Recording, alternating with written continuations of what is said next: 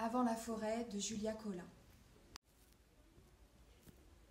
Quand nous sommes partis de Marseille, entre-temps, la nature avait repris ses droits sur notre monde de béton. Et comme j'avais décidé de laisser mes larmes et ma tristesse en ville, c'est revenu plus fort. C'est pour cela que j'avais peur, sur la route, parce que j'entendais très faiblement les plantes, les arbres et les fleurs qui poussaient autour de nous. J'entendais 1000 voix en permanence, mais toutes emmêlées, et je n'y comprenais rien. Le pire, c'est quand nous sommes arrivés sur la parcelle. C'est là que j'ai entendu pour la première fois la forêt. Elle regarda longtemps devant elle, grave, puis son regard croisa le mien. Je l'entends respirer, Ellie. Elle fait un bruit sourd, puissant, qui fait vibrer mon cœur. Toutes ces voix ensemble, avec celles si puissantes de la forêt, me terrorisaient à notre arrivée, car je ne savais pas qui elles étaient, ni ce qu'elles me voulaient. J'ai cru devenir folle.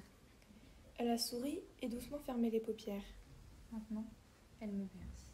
Elle s'est tue et a rouvert les yeux, attendant ma réaction. Je n'arrivais pas à détacher mon regard de son visage, de plus en plus inquiet, ne sachant comment réagir. Tu es sûre que c'est la forêt que tu entends? Que ce ne sont pas juste des voix dans ta tête? Oui, maintenant j'en suis sûre. J'entends les animaux aussi. Grâce, par exemple, je l'entends se demander qui tu es, si tu es un bon compagnon pour moi. Elle est enceinte, tu sais, mais elle est seule. Son cerf est parti plus haut dans la montagne. Elle reste là parce qu'elle veut être près de moi. J'ai voulu qu'elle le suive, mais elle a refusé. Elle court vite. C'est la plus rapide de toutes les biches de la forêt. Elle ne craint pas les chasseurs. Je l'observais sur le fil, hésitant à la croire, à la penser perdue à jamais dans une douce folie. Mais son sourire, si confiant, a fissuré mes doutes. Calme a levé la main et l'a approchée de mon visage en murmurant. Écoute la forêt à travers moi. Elle a touché ma peau, et j'ai découvert la chaleur de sa main, brûlante, comme si elle avait de la fièvre. Tout doucement, j'ai perçu, plus que je n'ai entendu, une pulsation sourde, lente et puissante. C'est son cœur, m'a dit calme à mi-voix, et elle a appuyé plus fermement sa main contre ma joue.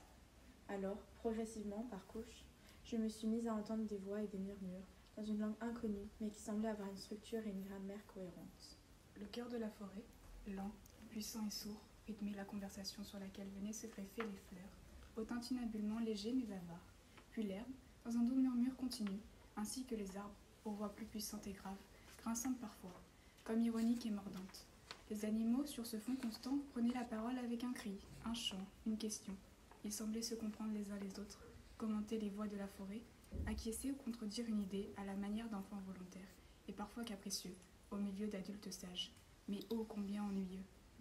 Mon souffle prenait sa place dans cette partition merveilleuse, et j'ai senti les plantes et les bêtes me laisser une petite place pour que je puisse, à mon tour, faire entendre ma voix. Je restais pourtant en retrait, timide et surtout effrayée à l'idée de briser cette symphonie sublime et sauvage par un mot maladroit ou trop fort.